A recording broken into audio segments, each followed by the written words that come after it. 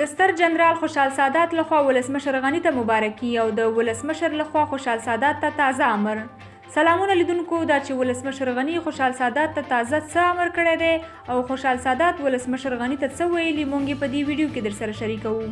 نو د مهربانۍ له مخې د مینه ټي وي چینل در سره سبسکرایب کړئ.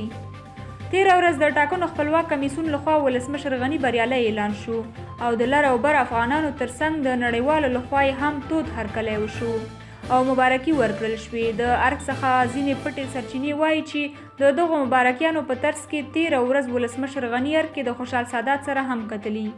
سرچینه زیاتوي چې خوشحال سادات په لومړي سر کې ولسمشر ته د بیا او دوهم ځل بریالي کېدو مبارکي ورکړې او همداراز ډاډ ورکړی دی چې د هر راز همکارۍ ته ورسره چمتو دی. د پټو سرچینو له قوله ولسمشر غني خوشحال سادات ته ویلي چې ډیر ژر به په یوه مهمه دنده وګمارل شي چې ترڅو د لنډغرو او زورواکو سره جدي مبارزه وکړي. سرچینه وایي جنرال خوشحال سادات د موازي حکومت چغو وهونکو ته په اشارې ویلي چې تاسې هیڅ نشئ کولی، که زه په دنده اوسم که نه، خو تاسې دې نظام او نوي دولت ته په کږه سترګه نشئ کتلی. ګرانو کتونکو، تاسو پورته خبر په اړه څه نظر لرئ؟ جنرال خوشحال سادات ته باید کومه دنده ورکړل شي؟ خپل نظر مو کمنټ کې شریک کړئ او د نورو معلوماتو لپاره زموږ د مینه ټي وي چینل در سره سبسکرایب کړئ.